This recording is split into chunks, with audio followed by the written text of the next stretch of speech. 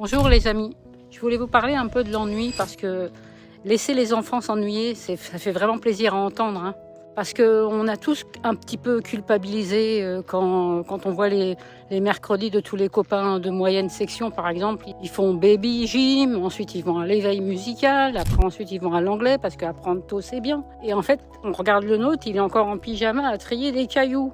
Et du coup, on se dit peut-être que je loupe quelque chose. Et en fait, en réalité, les amis, c'est tout l'inverse réellement qui se passe dans son cerveau. Quand il n'y a pas d'adulte pour donner de consignes, quand il n'y a pas de chronomètre, quand il n'y a pas de bonne réponse ou pas. En fait, l'enfant doit inventer tout par lui-même. Et là, du coup, c'est magique. Il transforme les coussins en cabane, il rate, il recommence, il négocie les règles avec lui-même. Et c'est là qu'il muscle réellement sa créativité. Du coup, laissez libre cours. Laissez libre cours à vos enfants. C'est là qu'il va aussi essayer d'imaginer la résolution à des problèmes, qui va gérer son autorégulation et même l'empathie. En France, on a, je trouve, vraiment déjà un rythme bien chargé avec la maternelle, les garderies, le centre de loisirs. Et du coup, si on lui rajoute encore 3 ou 4 activités, sincèrement, est-ce que c'est vraiment l'aider? Du coup, je crois qu'en 2026, les pédiatres ils sont vraiment revenus sur cette idée de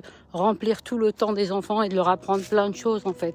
Parce que je ne sais pas si c'est vraiment lui donner toutes les chances. Ou alors, est-ce que c'est lui enlever les moments où il peut s'occuper tout seul? Donc du coup, on a fait marche arrière et les pédiatres, ils sont plus à conseiller de laisser du temps libre, de prévoir un petit coin avec pas grand-chose, pas des tas de jouets, juste des morceaux de bois, un carton, et laisser libre cours au jeu libre. Un retour au jeu libre, vraiment. De ne pas planifier et de le laisser s'ennuyer. C'est vraiment lui ouvrir des portes, des voies, à toute une possibilité de créer, d'imaginer par lui-même. Et des fois, avec 3 fois rien, des blocs en bois, des cartons, des crayons, il va mettre en branle-bas de combat son imagination et imaginer tout ce qui peut l'aider à ouvrir de nouvelles voies. Surtout les amis, résistez pendant 10 minutes quand il vient vous dire « je m'ennuie ». Et en fait, si vous laissez passer, c'est souvent là que arrivent les plus belles choses de ce qui peut lui arriver à lui en fait.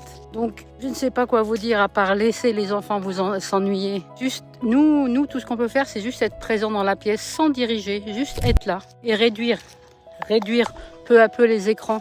Pas comme une punition, mais juste pour que l'exploration prenne réellement sa place. Alors, cette année, si tu hésites entre le judo ou le codage pour les 4 ans, tu peux vraiment déculpabiliser. Une activité, ok, s'il la réclame, et s'il la réclame vraiment, c'est super. 0 activité, c'est super aussi. Le meilleur investissement pour son entrée au CP, ce n'est pas de remplir, c'est de l'aider à accueillir le vide. Entre le blue et le red, c'est d'avoir juste du temps pour s'ennuyer en paix. C'est pas beau la vie?